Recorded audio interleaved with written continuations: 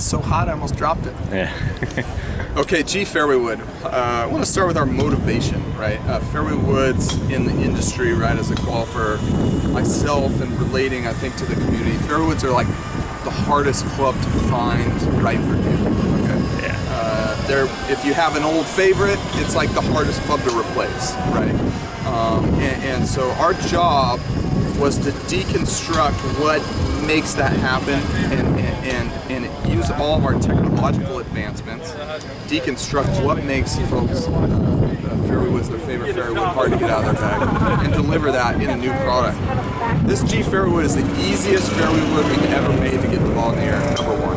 And that's what people kind of gives them anxiety about fairway woods. There's been distance fairway woods in the industry the last few years.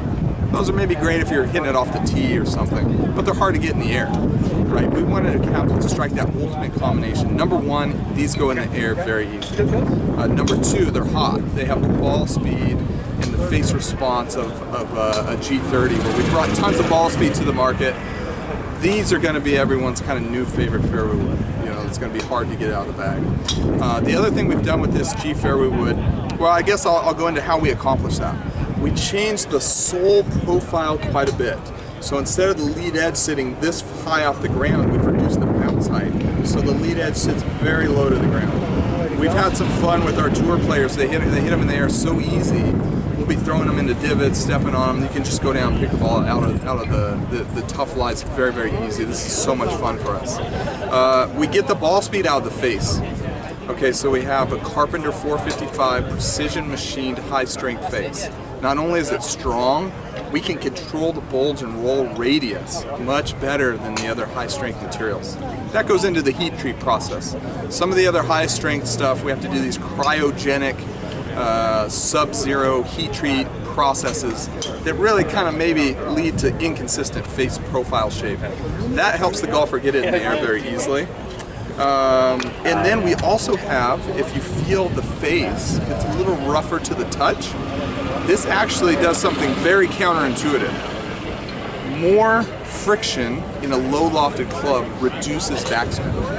It's an interesting phenomenon of friction in the timing of the ball and the tangential frictional forces.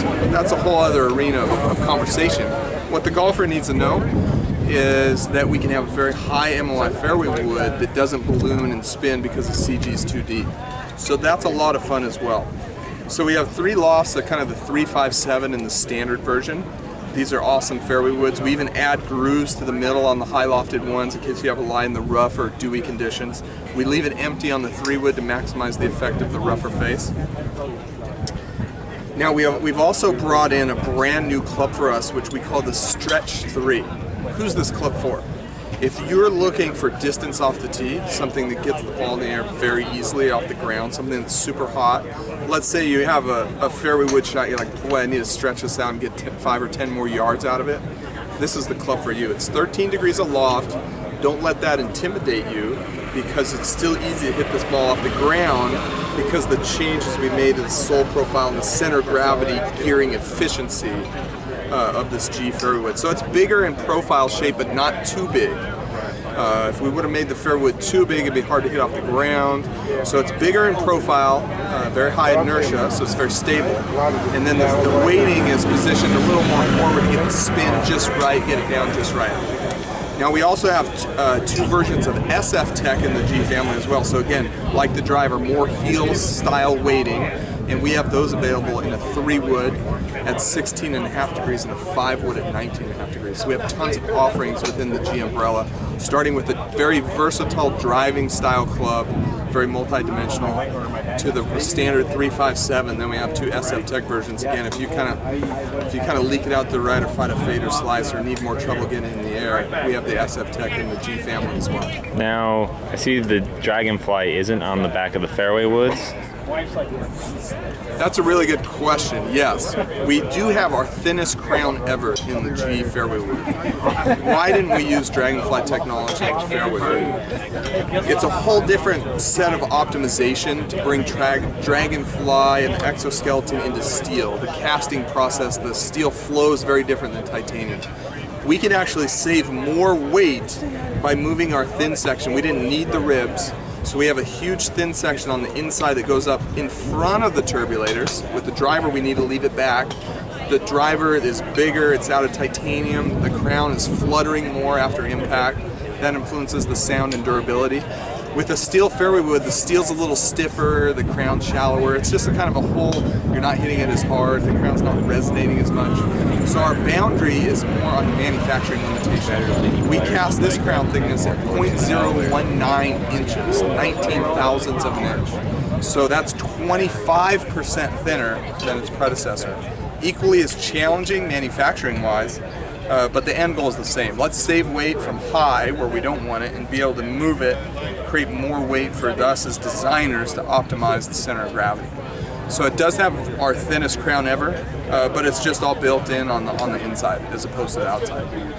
All right, now the rougher face, that's because there's like less surface area touching the ball.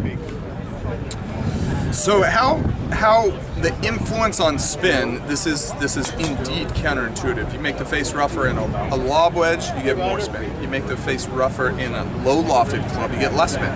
It comes down to the timing of whether the ball is slipping, sliding, or gripping. And it just so happens that when you make the face a little bit rougher at a low lofted club, low spin loft or impact angle, you get the ball to grip right away. And because it grips right away, you get kind of a tangential frictional force that reduces the amount of backspin. It's kind of a complex study. It kind of applies to, like, you know, why sometimes you throw a basketball and it'll end up with top spin, sometimes it'll keep spinning backwards. There's a whole kind of study and arena of what influences the frictional forces that's fairly complex. But the end goal is that, hey, the face is rougher, it works, it lowers spin. We also have this on our LS Tech version of the driver. And the cool part is, as a designer, now I can get a couple hundred RPMs of spin reduction decoupled from the center of gravity movement, so I keep the inertia really high. And if you made it with a totally smooth face, what would you be knocking off, like RPM wise? If you put a smooth face, you'd be adding spin. Because you get more slipping, and then the tangential forces would kick in. So if you made it, if you like mirror polished it, you can get like 300 to 500 RPM more spin. That's a ton in a fairway wood or driver. Compared to our standard brushing, about 200 to 300 RPMs. And how much adjustability do you have in the hosel there? Yeah, so same as the driver, and I think an important thing to note is G30 shafts are backward or forward compatible with the new G. We do have a new hosel sleeve. It has kind of some stress reduction centering feature at the top that helps us on the assembly side, helps us be able to accommodate, push the boundary on lightweight, light counterbalance shafts. But the actual angle adjustments are the same as the driver in the G30. So very simple, big plus adds 1 degree, big minus takes off 1. And then the intermediate, or the smaller plus and minus, add or subtract 0.6 of a degree of loft. So it kind of gets you right in between the neutral position, which is represented by just a circle or a dot.